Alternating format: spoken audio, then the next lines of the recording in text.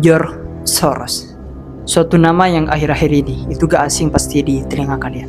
Apalagi nama ini sekarang seringkali dikait-kaitkan dengan kondisi Indonesia saat ini, baik dari segi ekonomi, politik, dan keadaan sosial. Bahkan ya, banyak para analis yang memberikan spekulasi, ingat ya, spekulasi bahwasanya George Soros ini sudah mulai masuk ke Indonesia dan akan membuat ekonomi Indonesia itu akan hancur. Siapa George Soros ini? Dan bagaimana strateginya untuk menghancurkan ekonomi Indonesia ini? Dan apa benar sudah masuk pada Indonesia? Jadi menurut saya video ini sangat cocok bagi kalian yang pengen tahu kondisi Indonesia ke depannya.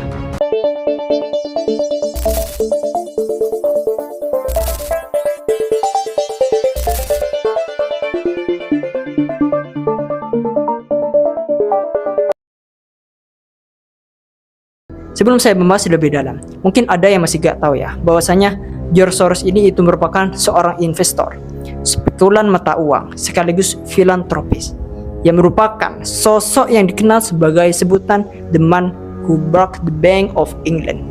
Namanya ini mendunia setelah berhasil membuat mata uang Inggris itu pound sterling itu jatuh dalam peristiwa Black Wednesday pada tanggal 16 September 1992. Tidak hanya di Inggris ini yang dibuat resesi oleh beliau.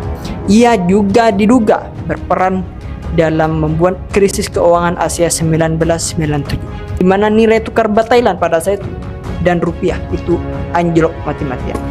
Bahkan banyak pemerintah Asia itu menuduh hedge fund seperti miliknya sebagai penyebab kehancuran ekonomi kawasan tersebut. Selain itu ya, beliau ini juga terlibat dalam spekulasi yang memperburuk krisis Rusia pada tahun 1998 yang menyebabkan kejatuhan rubel dan kegagalan membayar hutang di negara itu pada saat itu. Itu merupakan George Soros. Sekarang, beberapa media dan para pengamat ekonomi itu sudah mengeluarkan spekulasi bahwasanya dengan kondisi ekonomi Indonesia yang sedang rentan seperti ini, pelemahan rupiah, tingginya hutang luar negeri, dan permasalahan yang ada di sektor perbankan kita. Kemarin saham perbankan kita anjlok habis-habisan. Berdasarkan spekulasi itu, George Soros atau hedge fund yang dikelolanya ini akan bisa saja menargetkan Indonesia untuk melakukan spekulasi serupa seperti yang pernah terjadi di negara-negara yang dihancurkan oleh George Soros ini. Makanya menurut saya, meskipun sekarang masih bersifat spekulasi, kalian itu harus ngerti dan aware mengenai persoalan seperti ini. Sebagai jaga-jaga saja ya bagi kalian sendiri. Karena jika misalkan George Soros ini nanti benar-benar masuk ke Indonesia dan ekonomi Indonesia ini akan hancur, maka kalian akan merasakan betapa sengsaranya nanti seperti kayak krisis dulu. Bagi yang pernah mengalami krisis dulu, kalian pasti aware dengan kejadian ini. Maka dari itu saya akan menjelaskan strategi George Soros untuk melemahkan ekonomi suatu negara. Yang mana agar video ini tidak terlalu panjang, saya mau membahas mengenai strategi George Soros pada saat menghancurkan ekonomi Inggris pada saat itu. Dari ini kita korelasikan dengan kondisi ekonomi Indonesia yang saat ini. Jadi dulu, Inggris itu gabung dengan European Exchange Rate Mechanism, ERM, semacam sistem yang ngeling mata uang Eropa ke Deutsche Mark Jerman. Dengan tujuan utama ya, mereka gabung dengan European Exchange ini, yaitu untuk menstabilkan nilai tukar pound sterling, mata uang Inggris, terhadap mata uang negara-negara Eropa lainnya, terutama Deutsche Mark, yang pada saat itu mata uang Deutsche Mark ini itu merupakan mata uang paling kuat di Eropa pada saat itu ya. Nah makanya aturannya ketika sudah gabung ke ERM ini, nilai pound sterling harus tetap dalam batas tertentu terhadap Deutsche Mark. Jadi kalau misalkan nanti nilainya itu turun jauh, maka Bank of England itu harus turun tangan buat mempertahankannya agar tidak melanggar dari peraturan yang sudah ditetapkan ini. Nah, masalahnya ya, begitu Inggris ini masuk ke ERM ini, ekonominya ini justru gak stabil. Makanya ada beberapa alasan kenapa ini jadi celah yang dimanfaatkan George Soros pada saat itu dengan kelemahan ini.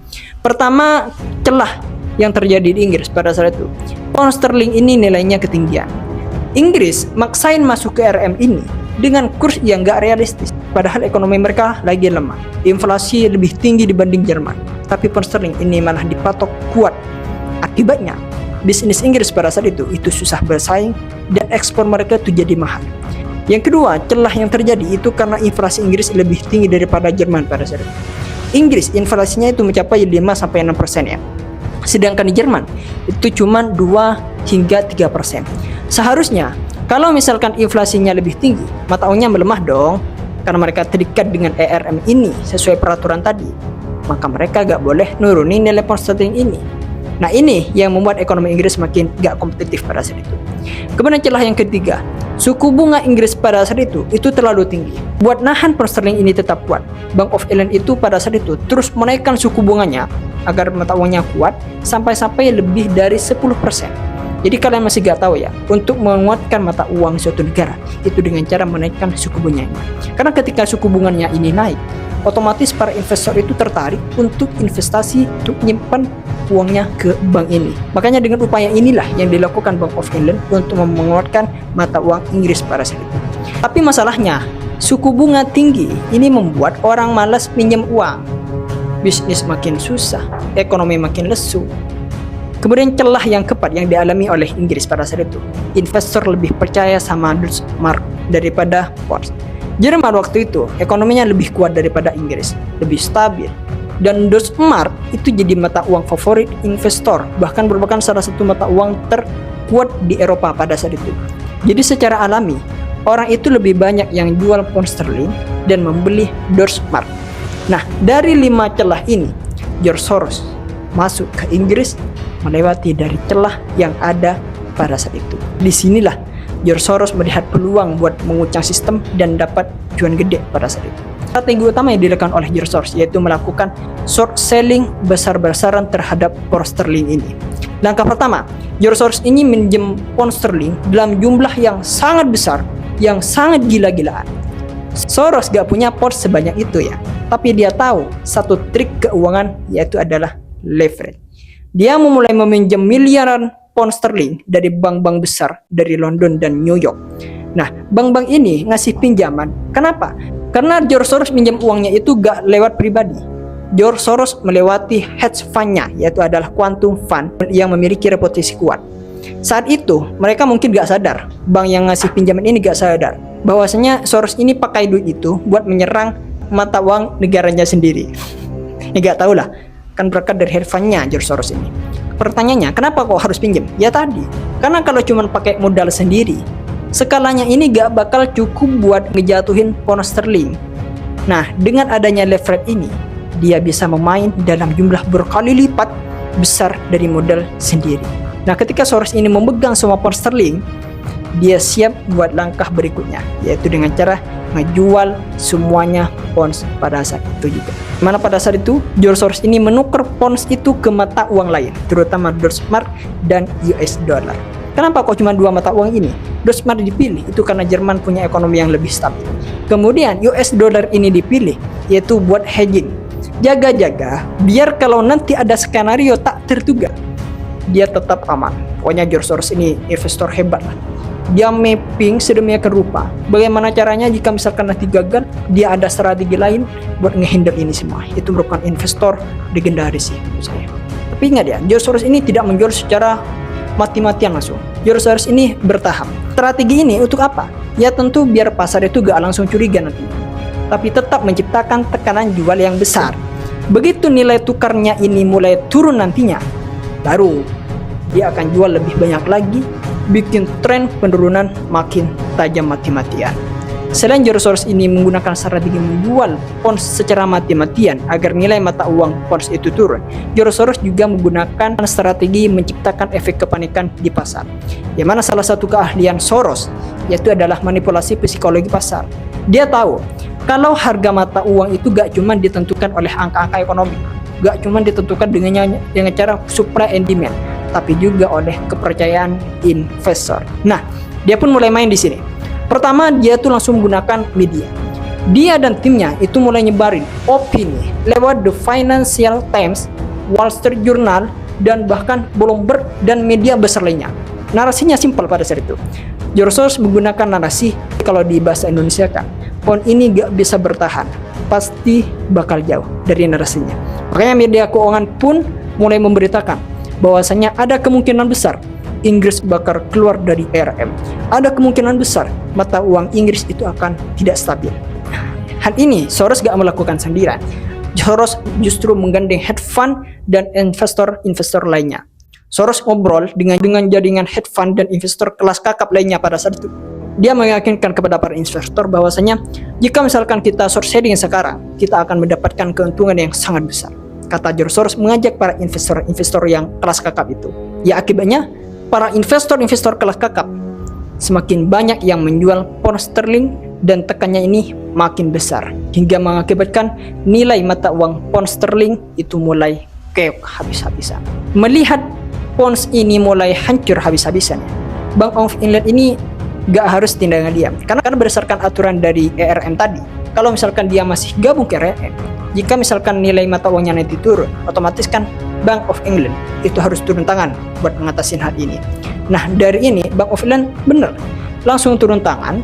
Mereka mulai membeli pound sterling pakai cadangan devisanya buat menahan kejatuhan dari pound sterling ini. Harapannya kalau misalkan nanti banyak pound sterling itu yang dibeli ya, harganya ini bisa naik lagi nanti, sesuai dengan konsep supply and demand yang sudah dipelajari bagi kalian semua. Tapi masalahnya ya, Soros dan geng-gengnya ini itu sudah siap semuanya. Mereka sudah mapping sedemikian rupa. Tiap kali Bank of England ini beli pound sterling, Soros dan gengnya ini langsung menjual lebih banyak lagi daripada pounds yang dibeli oleh Bank of England ini. Ini kayak perang adu kuat-kuatan lah antara Soros dan Bank of England. Tapi sayangnya Bank of England pada akhirnya itu kayak petinju yang sudah kehabisan tenaga. Akhirnya cadangan devisa Inggris itu terkuras miliaran US dollar dalam sehari. Tapi nilai pound sterling itu tetap turun mati-matian. Pasar pun mulai nyadar kalau Bank of England ini sudah ngos-ngosan ini. Mereka udah agak kuat untuk melawan Soros ini. Makanya setelah Bank of England ini sudah ngos-ngosan seperti ini, Bank of England mau tidak mau untuk menguatkan nilai mata uang pound ini harus menaikkan suku bunga lagi. Karena itu merupakan satu-satunya cara. Tapi tetap kalah sih. Suku bunganya pada saat itu yang dinaikkan dari 10% ke 12% dalam beberapa jam. Masih gak stabil nilai mata uang pound sterling ini. Bank of England ini masih menaikkan lagi hingga mentok ke 15% di hari yang sama pada saat itu. Mereka nih mikir, dengan cara menggunakan suku bunga ini, orang-orang bakal tertarik nyimpen pounds karena bunganya gede di sana. Tapi ya gak segampang itu ya. Soros gak peduli suku bunganya naik beberapa pun. Karena Soros ini cuman spekulan yang gak butuh simpen pound.